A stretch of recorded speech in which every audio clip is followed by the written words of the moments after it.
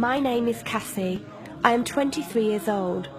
I graduated as a qualified nurse this year and was given my first position as a home nurse. My patient was an English gentleman in his early 80s who suffered from Alzheimer's. In the first meeting, the patient was given his record, and from it I could see that he was a convert to the religion of Islam, therefore he was a Muslim. I knew from this that I would need to take into account some modes of treatment that may go against his faith, and therefore try to adapt my care to meet his needs.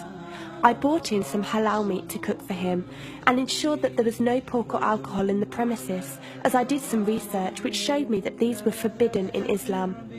My patient was in a very advanced stage of his condition, so many of my colleagues could not understand why I was going through so much effort for him. But I understood that a person who commits to a faith deserves that commitment to be respected, even if they are not in a position to understand. Anyway, after a few weeks with my patient, I began to notice some patterns of movement. At first, I thought it was some copied motions he'd seen someone doing, but I saw him repeat the movement at particular times, morning, afternoon, evening. The movements were to raise his hands, bow, and then put his head to the ground. I could not understand it. He was also repeating sentences in another language. I couldn't figure out what language it was, as his speech was slurred, but I know the same verses were repeated daily. Also, there was something strange. He didn't allow me to feed him with my left hand. Somehow I knew this linked to his religion, but didn't know how. One of my colleagues told me about Pal Talk as a place for debates and discussions. As I did not know any Muslims except for my patient, I thought it would be good to speak to someone live and ask questions.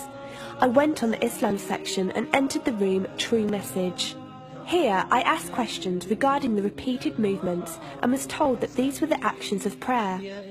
I did not really believe it until someone posted a link on the Islamic prayer on YouTube. I was shocked.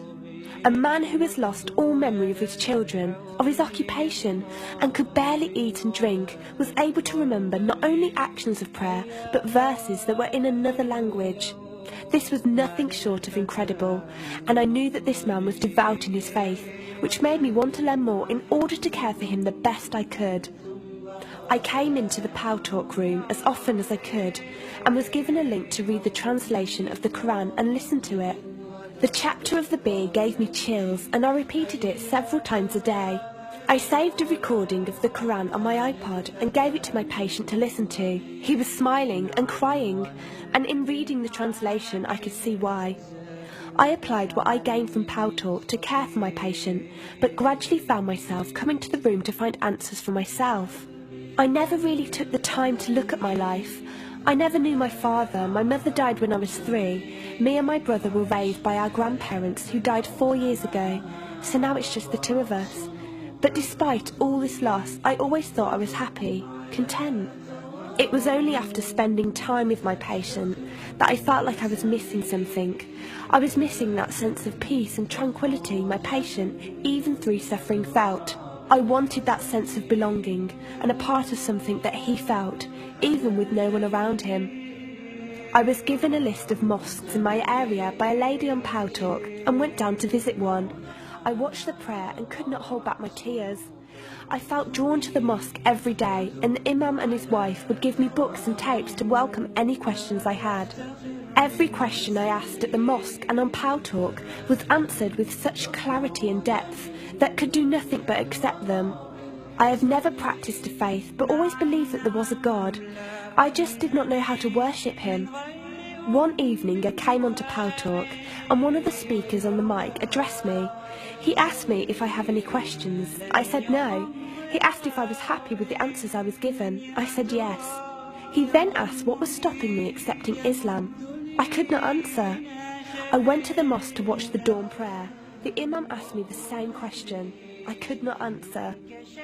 I then went to tend to my patient. I was feeding him, and as I looked into his eyes, I just realised he was brought to me for a reason, and the only thing stopping me from accepting was fear. Not fear in the sense of something bad, but fear of accepting something good and thinking that I was not worthy like this man. That afternoon I went to the mosque and asked the imam if I could say my declaration of faith, the Shahada. There is no God except Allah. Muhammad is Allah's messenger. He helped me through it and guided me through what I needed to do next. I cannot explain the feeling I felt when I said it.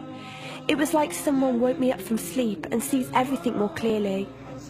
The feeling was overwhelming joy, clarity, and most of all, peace.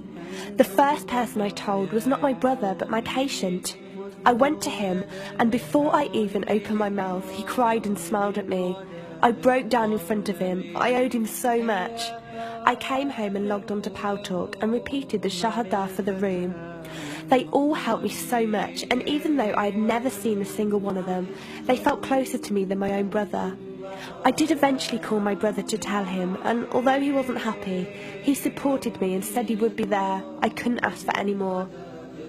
After my first week as a Muslim, my patient passed away in his sleep while I was caring for him. Inna lillahi wa inna ilaihi raji'un. He died a peaceful death, and I was the only person with him.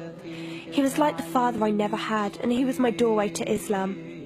From the day of my Shahada to this very day, and for every day for as long as I live, I will pray that Allah shows mercy on him and grant him every good deed I perform in the tenfold. I loved him for the sake of Allah, and I pray each night to become an atom's weight of the Muslim he was. Islam is a religion with an open door. It is there for those who want to enter it.